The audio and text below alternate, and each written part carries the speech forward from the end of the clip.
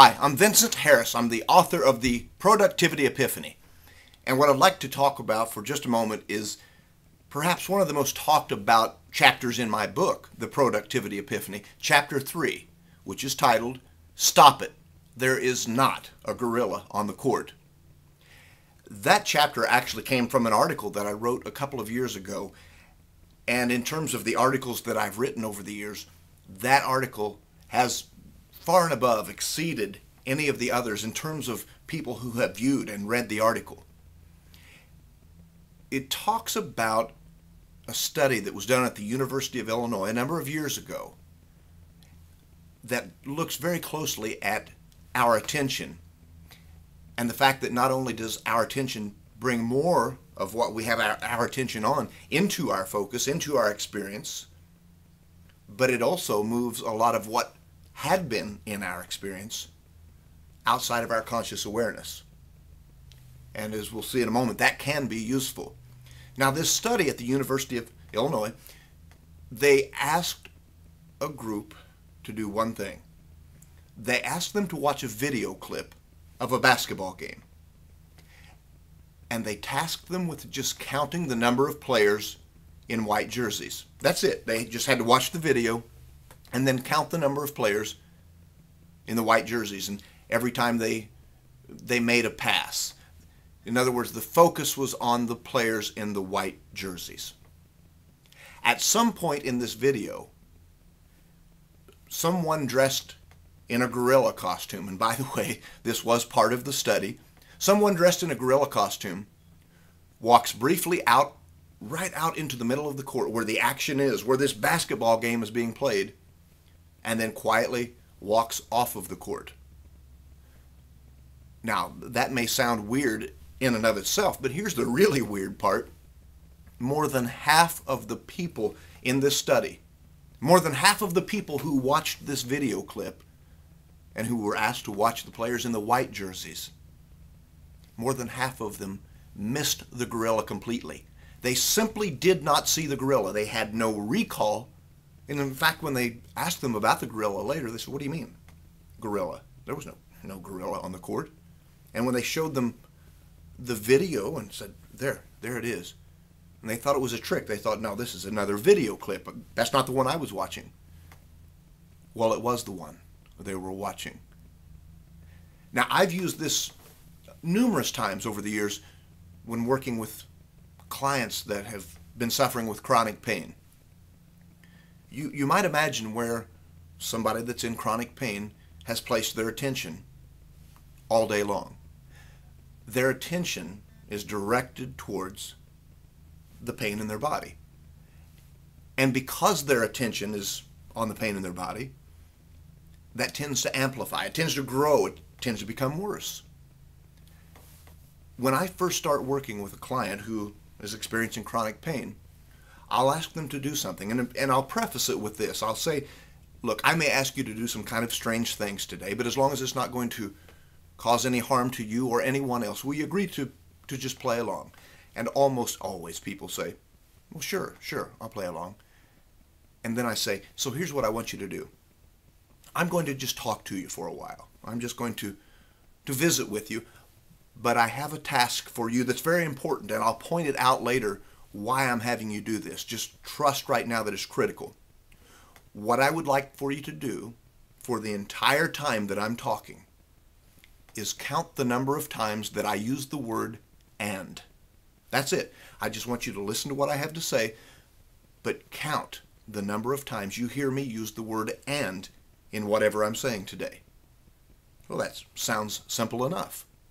And so I start speaking. I start talking to them about the things that I would normally be talking to them about in a session with me working with chronic pain. But here's the fascinating part. You see, 10, 15, 20 minutes later when I'm through, and I ask them, how many times did I say the word "and"? And almost always, if we go back and look at the video tape or listen to the audio taping of that session, they've almost always got it dead on. But that's not the point. The point is this: asking them to direct their attention towards the number of times that I'm saying the word "and" takes their attention away from the chronic pain that they had been experiencing on a very intense level as they walked through the door, as they sat down that day to begin the session. At the end of whatever it is I have to say to them, I ask them this question. I'm curious, how much of that discomfort that you walked in with today have you experienced in the last 15, 20 minutes?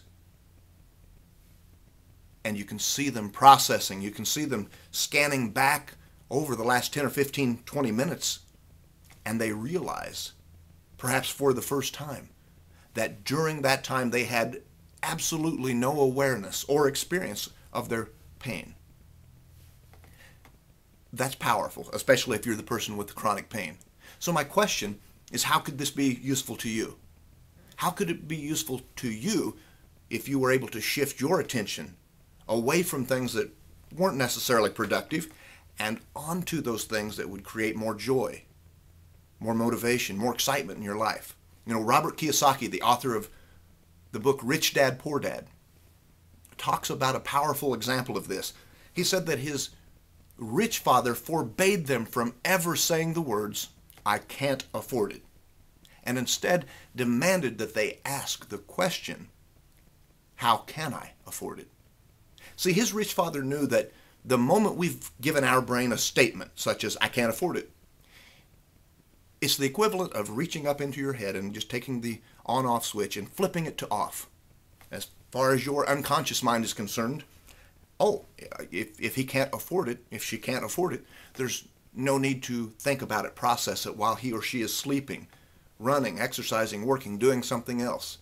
No need to come up with an answer. However, when we ask a question such as, "How can I afford it?"